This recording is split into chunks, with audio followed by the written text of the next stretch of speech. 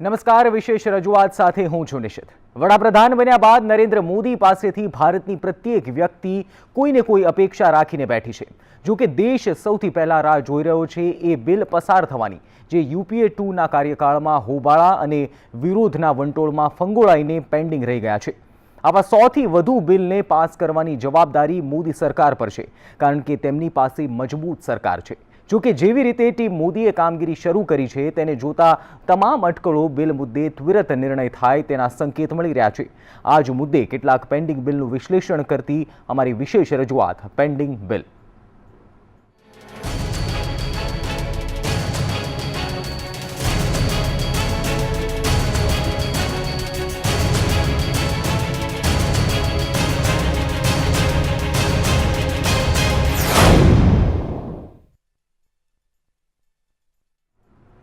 દેશની સત્તા સંભાળ્યા બાદ વડાપ્રધાન નરેન્દ્ર મોદીની અધ્યક્ષતામાં ગુરુવારે કેબિનેટની બીજી બેઠક યોજાઈ, જેમાં 4 જૂનથી લોકસભાનું પ્રથમ સત્ર બોલાવવાનો નિર્ણય કરાયો છે।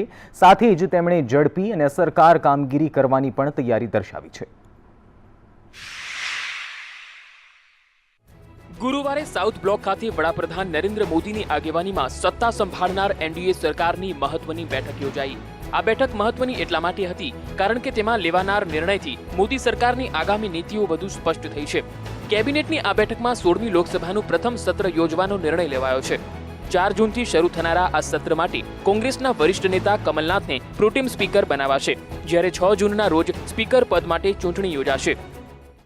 4 जून से 16वीं लोकसभा का पहले सत्र शुरू होगा।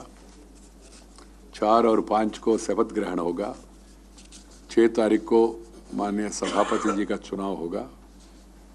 7 और 8 शनिवार और रविवार है, और 10-11 को राष्ट्रपति जी का अभिभाषण के बारे में चर्चा होगा। 9 तारीख को राष्ट्रपति का अभिभाषण होगा, और 10 और 11 को राष्ट्रपति अभिभाषण के ऊपर चर्चा होगा, और अंत में प्रधानमंत्री जी दोनों सदनों में चर्चा का समाधान देंगे। जरूरत पड़े तो उस समय की स्थिति के अनुसार एक दिन बढ़ाना क्या करना हम लोग तय करेंगे। પોતાની સરકારની કેબિનેટની બીજી જ મીટિંગમાં નરેન્દ્ર મોદીએ સુશાસન અને સારી સરકાર આપવાનો પોતાનો એજન્ડા સ્પષ્ટ કરી દીધો છે। વડાપ્રધાન મોદીએ તમામ મંત્રીઓને સાંભળ્યા બાદ તેમણે પોતાના મંત્રીઓને 3 થી 4 જેટલા મહત્વના સૂચનો પણ કર્યા છે। प्रधानमंत्री सब सुनने के बाद प्रधानमंत्री ने कहा सबसे महत्वपूर्ण विषय है, मुख्य मुद्दा उन्होंने कहा गवर्नेंस, सुशासन, ये सबसे महत्वपूर्ण विषय है। इसके ऊपर लोग प्राथमिकता से ध्यान देना चाहिए। दूसरा विषय उन्होंने कहा डिलीवरी, डिलीवरी इज इम्पॉर्टेंट। और तीसरा विषय उन्होंने कहा उसके साथ ही साथ इम्प्लीमेंटेशन। और उन्होंने जोर दे के ये भी कहा जो स्टेट गवर्नमेंट से जो चिट्ठियाँ आते हैं, रिप्रेजेंटेशंस आते हैं, उसको इम्पोर्टेंस देना चाहिए, उसको अध्ययन करके तुरंत रिस्पांस देना चाहिए। और जो माननीय संसद सदस्य और पब्लिक से भी जो रिप्रेजेंटेशन विज्ञापन विनती आता है, उसके बारे में भी ध्यान दे के तुरंत उसका समाधान करने के लिए प्रयास करना चाहिए। और प्रधानमंत्री जी ने ये विषय भी कहा है, पहला 100 दिन में हर एक मंत्री अपना अपना टाइम टेबल तय करे, प्राथमिकता क्या होना चाहिए, प्रायोरिटी।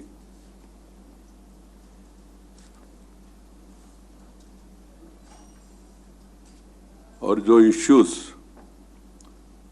पेंडिंग है डिपार्टमेंट में, पुराना सरकार के कारण से हो और भी कारण हो, उसको प्रायोरिटी देके तुरंत उसका समाधान करने के लिए प्रयास करना चाहिए। કેબિનેટની બેઠકમાં વડાપ્રધાને પોતાનો એજન્ડા સ્પષ્ટ કરતાની સાથે જ એક વાત તો સ્પષ્ટ છે કે આગામી સમયમાં તેઓ અનેક એવા નિર્ણયો કરવા જઈ રહ્યા છે જેનાથી લોકોના માનસ પર રહેલી સુશાસન તરીકેની તેમની છબી યથાવત રહે। આથી એવી પણ અટકળો ચાલી રહી છે કે યુપીએ સરકારના કાર્યકાળમાં પેન્ડિંગ રહેલા બિલ મુદ્દે પણ તેઓ સંસદમાં યોગ્ય નિરાકરણ લાવવાનો પ્રયાસ કરશે। જો કે આ બિલની સંખ્યા ઘણી વધારે છે, ત્યારે સવાલ એ છે કે વિપુલ પ્રમાણમાં પેન્ડિંગ પડેલા બિલનો તેઓ કઈ રીતે ઉપાય શોધે છે। બ્યુરો રિપોર્ટ, સંદેશ ન્યૂઝ। દેશની 16મી લોકસભાનો ઉદય થઈ ચૂક્યો છે। 15મી લોકસભા તરફથી આ નવી લોકસભાને વારસામાં મળી છે ભારતના નાગરિકોની જવાબદારી। સાથે જ 126 જેટલા પેન્ડિંગ બિલ પણ વારસામાં મળ્યા છે। નરેન્દ્ર મોદીના નેતૃત્વમાં દેશમાં નવી સરકારે પોતાની કામગીરી શરૂ કરી છે અને હવેથી તેમની સામે પડકારો પણ શરૂ થઈ ચૂક્યા છે। જનતાના નિર્ણય પર યુપીએ પાસેથી સત્તાનું સુકાન નરેન્દ્ર મોદીના હાથમાં પહોંચ્યું છે, ત્યારે તેમને યોજનાઓથી લઈ અનેક જવાબદારીઓ વારસા પેટે મળી છે, જેમાં મહિલા આરક્ષણ સહિતના મહત્વના મળી કુલ 126 જેટલા પેન્ડિંગ બિલનો પણ સમાવેશ થાય છે। આ એવા બિલ છે કે જેને પાસ ન કરાવી શકવાને લઈ તત્કાલીન સમયે વિપક્ષમાં રહેલા ભાજપે યુપીએ સરકાર પર નિશાન સાધ્યું હતું, પરંતુ હવે આ બિલ પાસ કરાવવાની જવાબદારી પણ તેમની જ છે અને સરકાર પણ। આથી હવે તેમની પાસે બિલને લઈને ફરિયાદ કરવાનો કોઈ અવસર નહીં મળે। કયા કયા બિલ લોકસભા અને રાજ્યસભામાં પેન્ડિંગ છે તેના પર આપણે વિગતવાર ચર્ચા કરીશું, પરંતુ તે પહેલા લોકસભા કાર્યવાહીને લઈ યુપીએ સરકારની કામગીરી પર નજર કરી લઈએ। Parliament is a forum for discussion, for dialogue, and all parties have an obligation to ensure that Parliament runs smoothly, and I am hopeful and I am confident that this session is going to be a fruitful session. પૂર્વ વડાપ્રધાન doctor Manmohan Singh પોતાના કાર્યકાળના પ્રત્યેક સત્રની શરૂઆતમાં આ જ પ્રકારે સુચારુ અને કાર્યક્ષમ રીતે સંસદ ચાલવાની આશા વ્યક્ત કરતા હતા, પરંતુ સંસદમાં થયેલા હોબાળાઓએ તેમની આશાઓ પર દરેક વખતે પાણી ફેરવી દીધું, જેના કારણે સંસદમાં કામગીરીને લઈ 15મી લોકસભાનું પ્રદર્શન ખૂબ જ ખરાબ માનવામાં આવી રહ્યું છે। 2009ની રચાયેલી યુપીએ 2ની સરકારે પોતાનો 5 વર્ષનો કાર્યકાળ પૂર્ણ કર્યો હતો, પરંતુ આ કાર્યકાળમાં તેઓ સંસદમાં માત્ર 177 બિલ જ પસાર કરી શકી હતી, જ્યારે 126 બિલ હજુ જેસે થેની સ્થિતિમાં જ છે। આ 126 પૈકી 72 બિલ લોકસભામાં તો 54 બિલ રાજ્યસભામાં પેન્ડિંગ છે, જેમાં 68 જેટલા બિલ લેપ્સ થવાની પણ સંભાવના છે। 68 બિલમાં 12 નાણાં મંત્રાલય સંબંધિત છે, 10 બિલ માનવ સંસાધન વિકાસ મંત્રાલય, તો 8 બિલ વડાપ્રધાનની અંડરમાં આવતા પર્સનલ અને પેશન્સ વિભાગ સંબંધિત છે, જ્યારે અન્ય 7 બિલ કાયદા અને 5 બિલ ગૃહ મંત્રાલય સંબંધિત છે। 16મી લોકસભાનું પ્રથમ સત્ર 4 જૂનથી શરૂ થવાનું છે, ત્યારે આ તમામ બિલ વિશે નવી સરકારનું વલણ કેવું રહેશે તેના પર સૌની નજર રહેલી છે, કારણ કે અત્યાર સુધી વિપક્ષમાં રહી બિલ મુદ્દે સરકાર પર સવાલ ઉઠાવી રહેલા ભાજપે આ તમામ મુદ્દે હવે પોતાનું મોં ખોલવું પડશે। એટલું જ નહીં, અસરકારક કામગીરી પણ કરી બતાવવી પડશે। બ્યુરો રિપોર્ટ, સંદેશ ન્યૂઝ। યુપીએ 2ના કાર્યકાળમાં 126 બિલ પેન્ડિંગ રહી ગયા અને હવે આ મુદ્દે મોદી સરકારની પરીક્ષા શરૂ થઈ છે, ત્યારે એ જાણવું પણ જરૂરી બની જાય છે કે સંસદમાં કાર્યકાળ પ્રમાણે અન્ય સરકારની કામગીરી કેવી રહી હતી। 16મી લોકસભાની ચૂંટણીમાં જનતાનો જબરજસ્ત જનાધાર મેળવી વડાપ્રધાન નરેન્દ્ર મોદી માટે હવે જનતાની અપેક્ષાઓ પૂર્ણ કરવાના દિવસો શરૂ થઈ ચૂક્યા છે। દેશમાં વ્યાપ્ત અનેક સમસ્યાઓનું સમાધાન શોધવા મોદી સરકાર સામે અનેક પડકાર છે, જેમાં સૌથી મોટો પડકાર વિરોધી પાર્ટીઓના વિરોધ વચ્ચે અસરકારક રીતે સંસદની કામગીરી કરવાનો હશે, કારણ કે સંસદમાં યોગ્ય કામગીરી ન થવાથી યુપીએ સરકારની છબી ખરડાઈ હતી, જેના પરિણામ સ્વરૂપે લોકસભા ચૂંટણીમાં તેમણે કારમાં પરાજયનો સામનો કરવો પડ્યો છે।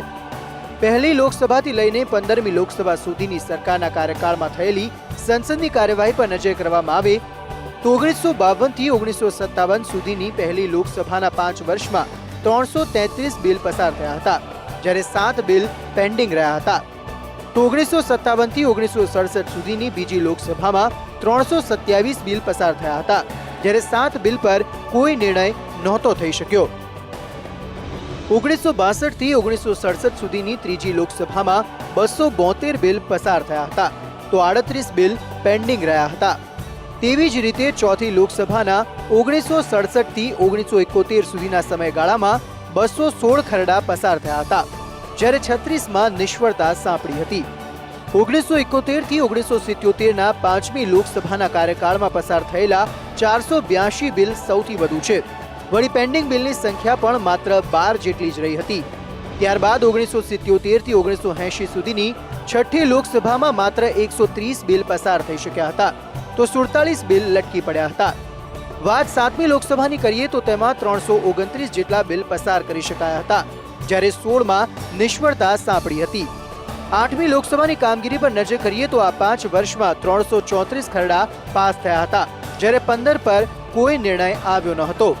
1989માં રચાયેલી 9મી લોકસભા માત્ર 2 વર્ષ જ સત્તામાં રહી, જેમાં માત્ર 63 બિલ પાસ થયા હતા, જ્યારે 24 બિલ પેન્ડિંગ હતા. 1991માં 10મી લોકસભામાં કુલ 277 બિલ પસાર થયા હતા, તો 30 જેટલા બિલ પેન્ડિંગ રહી ગયા હતા. તો વળી ટૂંકા સમય માટે રચાયેલી 11મી લોકસભામાં માત્ર 61 બિલ જ પસાર થઈ શક્યા હતા. આ જ રીતે 12મી લોકસભામાં પણ 56 જેટલા બિલ પસાર કરવામાં સફળતા સાંપડી હતી. વાત 13મી લોકસભાની કરીએ તો 5 વર્ષના એ સમયગાળામાં 297 બિલ પસાર થયા હતા, તો 43 બિલ પેન્ડિંગ રહ્યા હતા. 2004માં રચાયેલી 14મી લોકસભામાં કુલ 248 ખરડાને લીલી ઝંડી મળી હતી, પરંતુ 39 બિલ પાસ નહોતા થઈ શક્યા. જ્યારે 15મી લોકસભાની કામગીરી વિશે તો સૌ કોઈ જાણે છે, કારણ કે UPA 2નો કાર્યકાળ સંસદની કાર્યવાહીથી લઈને તમામ પ્રકારે નિરાશાજનક રહ્યો હોવાનું મનાય છે. ત્યારે હવે લોકો નરેન્દ્ર મોદીની સરકાર પાસેથી અસરકારક કામગીરીની આશા રાખી રહ્યા છે. બ્યુરો રિપોર્ટ, સંદેશ ન્યૂઝ. અમારી વિશેષ રજૂઆતમાં હાલ સમય થયો છે એક વિરામનો, અને વિરામ બાદ વાત કરીશું સૌથી અગત્યના મહિલા અનામત બિલ વિશે.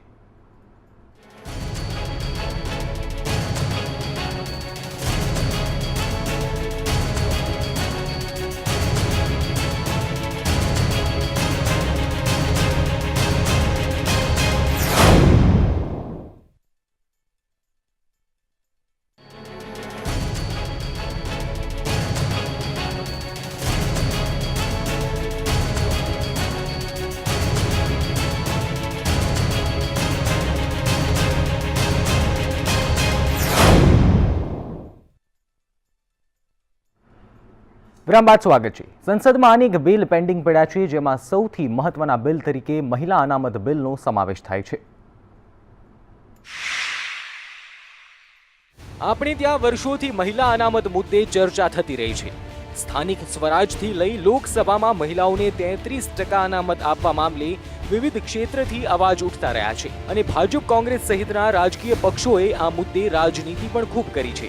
મહિલા અનામત બિલ પાસ ન થવા પર कांग्रेस भाजपा ने जवाबदार ठहरावतुं रह्युं छे. हमारी विचारधारा है, हम उसको छोड़ते नहीं.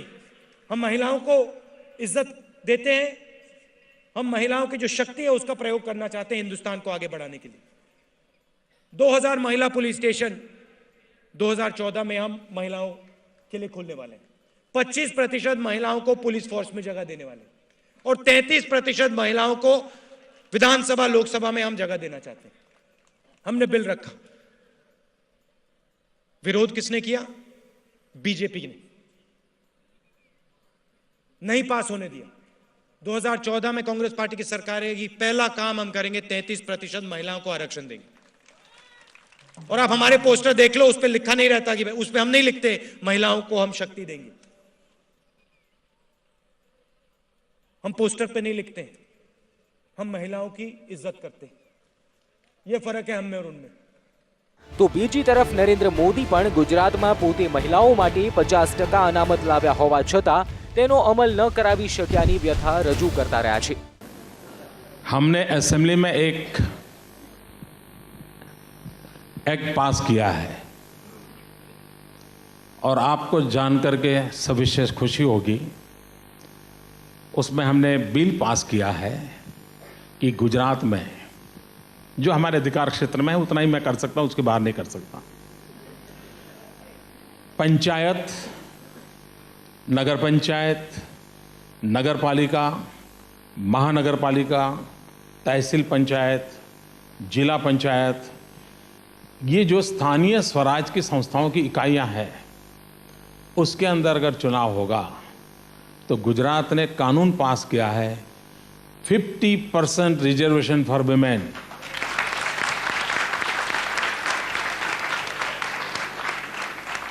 लेकिन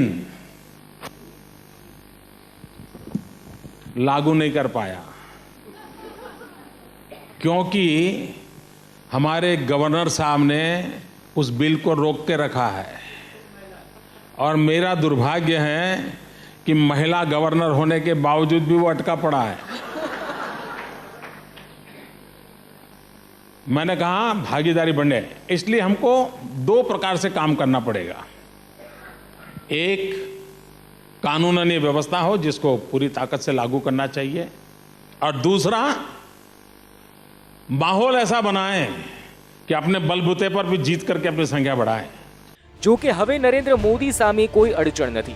તેઓ પોતાની બહુમતીના જોરે સંસદમાં આ બિલ પસાર કરાવી દેશની મહિલાઓની સ્થિતિ વધુ મજબૂત બનાવી શકે છે। દેશની મહિલાઓ અપેક્ષા લગાવીને બેઠી છે કે વડાપ્રધાન નરેન્દ્ર મોદી તેઓને આ અધિકાર જરૂર આપશે। પરંતુ તે પહેલા દેશના રાજકારણમાં હાલ મહિલાઓની સ્થિતિ પર નજર કરીએ તો રાજકીય પાર્ટીઓ 33% મહિલા અનામતની માત્ર દેખાડા પૂરતી જ વાતો કરે છે। કારણ કે જો તેઓ ઈચ્છે તો પોતાની પાર્ટીમાં પણ મહિલાઓને અનામત આપી આ મુદ્દે પહેલ કરી શકે છે, પરંતુ આજ સુધી ક્યારેય આવું થયું નથી।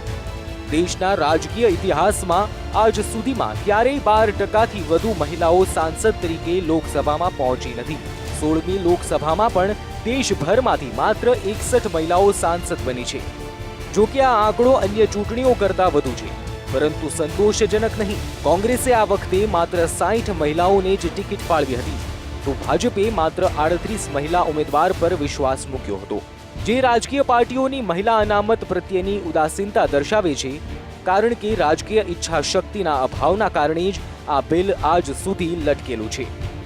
જો કે મહિલા અનામત બિલના ઇતિહાસને જાણતા પહેલા એ સમજી લઈએ કે મહિલા અનામત બિલમાં શું જોગવાઈ છે। મહિલા અનામત બિલમાં લોકસભા તથા વિધાનસભામાં મહિલાઓ માટે 33% બેઠક અનામત રાખવાની જોગવાઈ છે। વળી તેમાં એવી પણ જોગવાઈ છે કે અનુસૂચિત જાતિ તેમજ અનુસૂચિત જનજાતિ માટે અનામત બેઠકોમાં પણ 33% મહિલાઓને પ્રતિનિધિત્વ મળે। જો કોઈ રાજકીય કે કેન્દ્ર શાસિત પ્રદેશમાં એક જ લોકસભા બેઠક હોય તો 3 લોકસભા ચૂંટણીમાં એક વખત માટે તે સીટને મહિલા અનામત જાહેર કરવાની પણ બિલમાં જોગવાઈ છે। લોકસભા અને રાજ્યસભામાં મહિલાઓને 33% અનામત આપતું આ બિલ અત્યાર સુધીમાં 3 વખત સંસદના ગૃહમાં રજૂ થઈ ચૂક્યું છે, પરંતુ ક્યારેક રાજ્યસભા તો ક્યારેક લોકસભામાં તે ખોળંબે ચડતું નજરે ચડ્યું છે।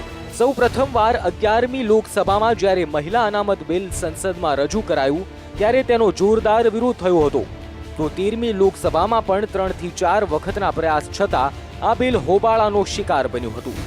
યુપીએ સરકાર આ બિલને રાજ્યસભામાં પસાર કરાવવામાં સફળ રહી હતી, પરંતુ લોકસભામાં ફરી તેને નિષ્ફળતા સાંપડી હતી। આરજેડી, સમાજવાદી પાર્ટી તેમજ એલજેપી જેવા રાજકીય પક્ષોએ આ બિલનો ઊંચા સ્વરે વિરોધ કર્યો હતો। જો કે કોંગ્રેસ તથા ભાજપ મહિલા અનામત બિલના પક્ષમાં હતા। मैं सुंदर हूँ, घमंड हो जाए, सत्ता का घमंड हो जाए, संपत्ति का घमंड हो जाए, उनका नाश होना ही है। कैसे नाश होगा? वो तो बहुमत में है वहाँ, आप लोग और वो तो अपनी शक्ति का इस्तेमाल कर रहे हैं। कब हुआ है? 80 में कितना बहुमत था नेताजी का? 84 में कितना था राजीव जी का बहुमत? क्या हुआ 89 में? વર્ષ 2010માં યુપીએ સરકાર રાજ્યસભામાં આ બિલ પસાર કરાવવામાં સફળ પણ રહ્યું હતું, પરંતુ લોકસભામાં આ બિલ રાજનીતિની દિવાલ પાસ કરી શક્યું નહીં। મહિલા આરક્ષણ બિલમાં રહેલા મોટા ભાગના પ્રાદેશિક પક્ષોની માંગ છે કે તેમાં પછાત વર્ગની મહિલાઓને પણ અનામત મળવું જોઈએ। લોકસભાના ઇતિહાસમાં સત્ર બાદ સત્ર અને દિવસ બાદ દિવસ વીતતા રહ્યા છે, પરંતુ મહિલા અનામત બિલ કાયદાનું સ્વરૂપ ક્યારે લેશે તે વધુ મહત્વનું છે। વિશ્વના અનેક દેશોની સંસદમાં મહિલાઓને અનામત પ્રાપ્ત છે, જેમાં કોઈ દેશમાં બંધારણીય કોટા દ્વારા તો કોઈ દેશમાં રાજકીય પાર્ટીમાં કોટા દ્વારા મહિલા અનામત લાગુ છે। રવાંડાની સંસદમાં મહિલાઓને 56%, સ્વીડનમાં 47%, દક્ષિણ આફ્રિકામાં 45%, આઇસલેન્ડમાં 43%, અર્જેન્ટિનામાં 42%, નેધરલેન્ડમાં 41%, નોર્વેમાં 40% તથા અંગોલામાં 40% મહિલાઓને અનામતનો લાભ મળી રહ્યો છે। ભારતમાં પણ પ્રત્યેક સરકાર જ્યારે સત્તામાં આવે છે ત્યારે આ મુદ્દે જોરશોરથી તાલાવેલી બતાવે છે, પરંતુ જેમ જેમ દિવસો પસાર થાય છે તેમ આ મુદ્દો તેમના માનસ પરથી ભૂલાતો જાય છે। ત્યારે મજબૂતીથી બનેલી મોદી સરકાર દેશની મહિલાઓ માટે મજબૂતીથી કાયદો લાવી શકે છે કે નહીં તે મોટો સવાલ છે। બ્યુરો રિપોર્ટ, સંદેશ ન્યૂઝ। અમારી વિશેષ રજૂઆતમાં ફરી સમય થયો છે એક વિરામનો, અને વિરામ બાદ જાણીશું અન્ય કેટલાક અગત્યના પણ અટવાયેલા બિલ અંગે।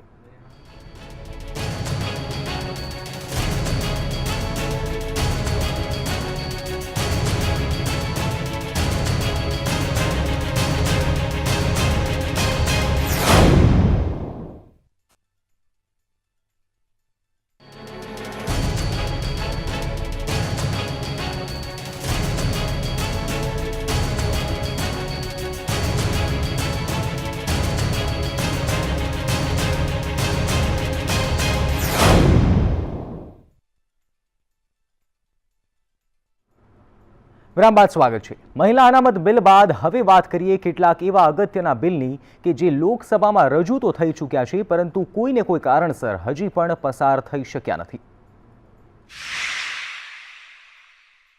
કોલસા રેગ્યુલેટરી ઓથોરિટી બિલ. કથિત કોલસા કૌભાંડ બહાર આવ્યું ત્યારબાદ આ બિલને ઘડવા માટેની કાર્યવાહી તેજ કરાઈ હતી, પરંતુ તે હજુ સુધી પાસ થઈ શક્યું નથી. કોલસા સેક્ટરની સાધન સંપત્તિને બચાવવા માટે આ બિલ ઘડવાનો નિર્ણય કરાયો હતો. આ બિલ અંતર્ગત કોલસાના નિયમનની જવાબદારી અને સત્તા સીધી જ રીતે નિયામકને આપવામાં આવી શકે છે. હાલ આ સત્તા કોન્ટ્રાક્ટર પાસે હોય છે. કોલસા સેક્ટરમાં અસરકારકતા અને પારદર્શિતા લાવવા માટે આ બિલ રજૂ કરાયું હોવાનું મનાઈ રહ્યું છે, પરંતુ આ બિલ હજી પણ ખોરંભે ચડેલું છે. Electronic delivery of service bill. જે સુવિધાઓ સરકાર દ્વારા અપાતી હોય તેવી સુવિધાઓની ઇલેક્ટ્રોનિક ડિલિવરી આપવા માટે આ બિલની રચના કરાઈ હતી. ભારતીય નાગરિકો પાસપોર્ટ, રેશન કાર્ડ અને ડ્રાઇવિંગ લાયસન્સ ઇલેક્ટ્રોનિક રીતે મેળવી શકે તે માટે આ બિલની રચના કરવામાં આવી હતી.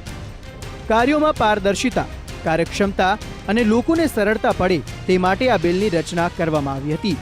જો કે આ બિલ હજી પાસ થઈ શક્યું નથી. Micro finance institution development regulation bill.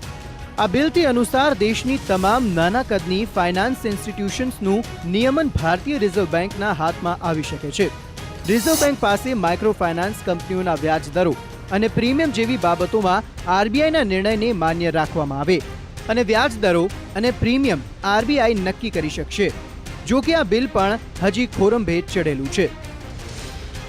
Small industry development bank of India bill 2012. લઘુ ઉદ્યોગોને નાણાંની દ્રષ્ટિએ પ્રોત્સાહન મળી રહે અને તેનો વિકાસ થાય તે માટે small industry development bank of India 1989ની ધારા બનાવવામાં આવી હતી, જેમાં કેટલાક સુધારા કરીને વર્ષ 2012માં તત્કાલીન નાણામંત્રી પ્રણવ મુખર્જીએ તેને small industry development bank of India bill 2012ના નામે ફરીથી લોકસભામાં મૂક્યું હતું. જો કે હજી સુધી તે પાસ થઈ શક્યું નથી. Civil aviation authority of India bill 2013. નાગરિક ઉડ્ડયન સુરક્ષા માટે અને હવાઈ પરિવહન સેવાને વધુ સારી બનાવવા માટે એક યોગ્ય વહીવટી માળખું તૈયાર કરીને કામ કરવાનું બિલ એટલે civil aviation authority of India bill. આ બિલમાં હવાઈ પરિવહન સેવામાં અડચણરૂપ એવી બીજી સમસ્યાઓના નિવારણ માટેની પણ જોગવાઈ કરેલી છે. ઉડ્ડયન ક્ષેત્રે આપણા દેશમાં કેટલાક પરિવર્તનો જરૂર આવ્યા, પરંતુ આ બિલ હજી પણ ખોરંભે ચડેલું છે. વિદેશથી લેવાતી લાંચ અટકાવવા માટેનું બિલ. આ બિલનું આખું નામ prevention of bribery of foreign public officers and public international organisation bill છે, જેને 25 માર્ચ વર્ષ 2011માં રજૂ કરાયું હતું અને તે સમયે તે અગ્રિમતા દર્શાવતા બિલના લિસ્ટમાં પણ હતું, પરંતુ તે આજ દિન સુધી પસાર થઈ શક્યું નથી. Direct tax code bill. Income tax અને વેલ્થ ટેક્સને લગતા કાયદામાં મજબૂતાઈથી સુધારો કરે તેવા હેતુથી આ બિલ રજૂ કરાયું હતું, પરંતુ તે હજુ સુધી પાસ થઈ શક્યું નથી. આ બિલમાં સુધારો કરીને તેને હળવી શરતો સાથે ફરીથી સંસદમાં રજૂ કરવાની વાતની પણ ચર્ચા થતી હતી. જો કે છતાં પણ આ બિલ પાસ થઈ શક્યું નથી. Foreign education institution bill. શિક્ષણ આપતી વિદેશી સંસ્થાઓ ભારતમાં આવે તેના પર દેખરેખ રાખવાના હેતુથી આ બિલની રચના કરવામાં આવી હતી. આ બિલ પાસ થયા બાદ એક મંત્રાલય વિદેશી સંસ્થાઓને ભારતમાં મંજૂરી આપવા સહિતના કાર્યો કરી શકે છે. તો શિક્ષણ આપતી વિદેશી સંસ્થાઓ પર આપણા દેશમાં કાબૂ રાખવા માટે આ બિલ જરૂરી છે. ઉચ્ચ શિક્ષણ અંગેનું બિલ. આ બિલનું આખું નામ national accreditation regulatory authority four higher education institution bill છે.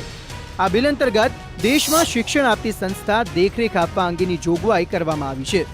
આ બિલ અંતર્ગત ભારતમાં શિક્ષણ આપતી કોઈ પણ સંસ્થાને અધિકૃત સંસ્થા દ્વારા શિક્ષણ આપવા માટે ફરજિયાતપણે અનુમતિ લેવાની પણ જોગવાઈ કરાઈ છે. Educational tribunals bill. આ બિલ અંતર્ગત શૈક્ષણિક ક્ષેત્રના વિવાદો અને થયેલી તકરારોને હલ કરીને ન્યાય આપે તેવી વ્યવસ્થા કે ન્યાયતંત્રની રચના કરવાની જોગવાઈઓ કરવામાં આવી છે. આ વ્યવસ્થા રાજ્ય કક્ષાએ તેમજ રાષ્ટ્રીય કક્ષાએ કરવાની જોગવાઈ છે. તો ઉચ્ચ શિક્ષણ આપતી યુનિવર્સિટી અને શૈક્ષણિક સંસ્થામાં કામ કરતા શિક્ષકો, વિદ્યાર્થીઓ અને શૈક્ષણિક ક્ષેત્રે કામ કરતા કર્મચારીઓને આવરી લેવાની પણ જોગવાઈ છે. આ એ બિલોની યાદી હતી જે ખોરંભે ચડ્યા છે, પરંતુ હવે સત્તા બદલાઈ ગઈ છે. જે પક્ષ વિપક્ષમાં હતો તે બની ચૂક્યો છે સત્તા પક્ષ. ત્યારે હવે જોવાનું એ રહેશે કે વિપક્ષની ભૂમિકામાં કેટલાક બિલોમાં અમુક બાબતોને ધ્યાનમાં રાખીને તેનો વિરોધ કરવાવાળા નેતાઓ તેવા બિલમાં સંશોધન કરીને તેને પાસ કરે છે કે કેમ। બ્યુરો રિપોર્ટ, સંદેશ ન્યૂઝ।